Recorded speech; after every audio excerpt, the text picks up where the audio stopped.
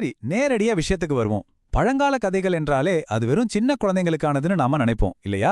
ஆனா இன்னைக்கு நாம பார்க்க போற இந்த தமிழ் கதை இருக்கே, இது ஆகச்சிறந்த ஒரு சைக்கலாஜிக்கல் கேஸ் ஸ்டடி.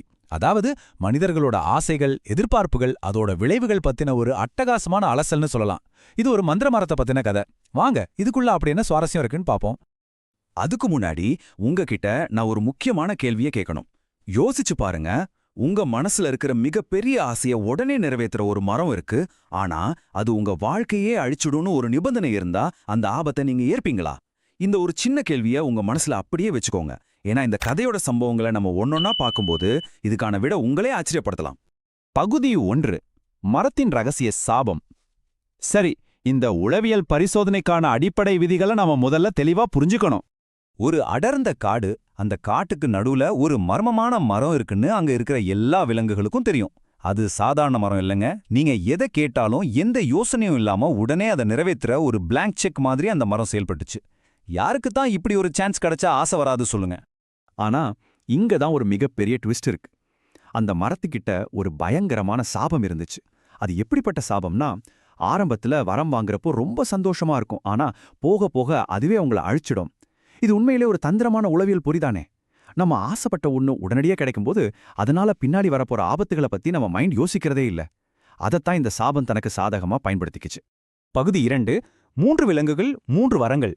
இப்போ நம்மளோட இந்த ஆய்வுக்கு உட்படுத்தப்பட்ட அந்த 3 பேரை சந்திக்கலாம். கழுத, நரி, கரடி, இந்த 3 சேர்ந்து காடு முச்சூடும் அந்த மரத்தை தேடுறாங்க.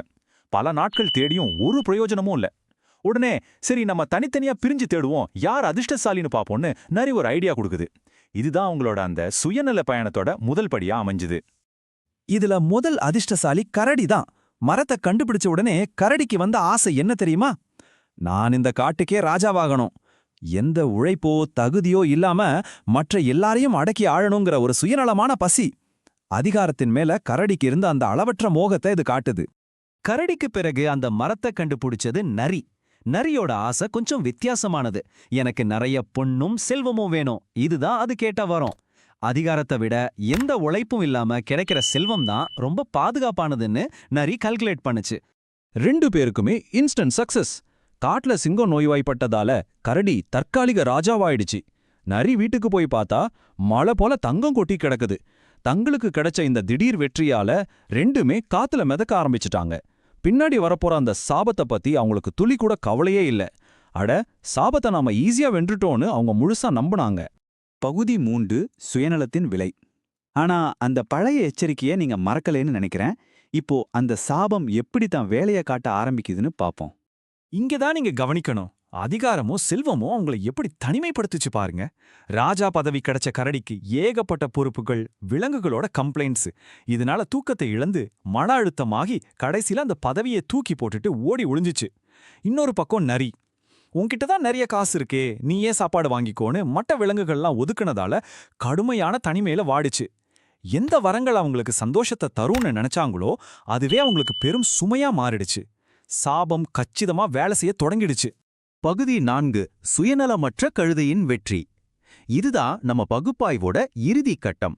இதுவரைக்கும் நம்ம பார்த்த இந்த அமைப்பை முழுசா மாத்தி அமைக்கிற ஒரு கேரக்டர் தான் இந்த கழுதை. கடைசியா கழுத அந்த மரத்துக்கிட்ட வருது.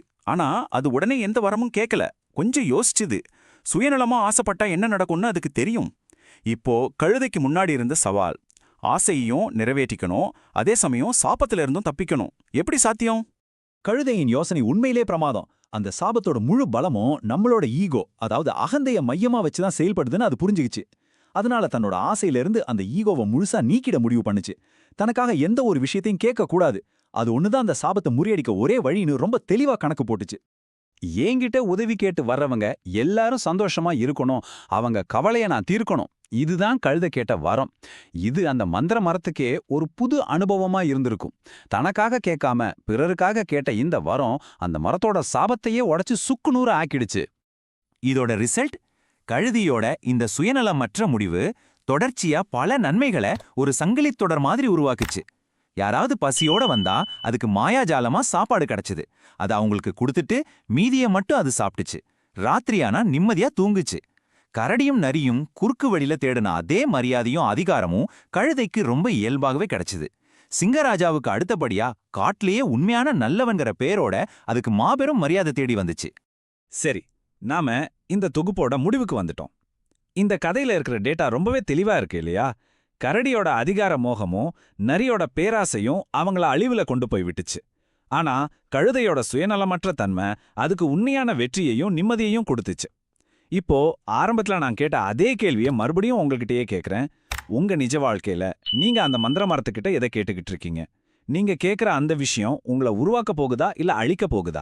கொஞ்சம் நிதானமா சிந்திச்சு பாருங்க.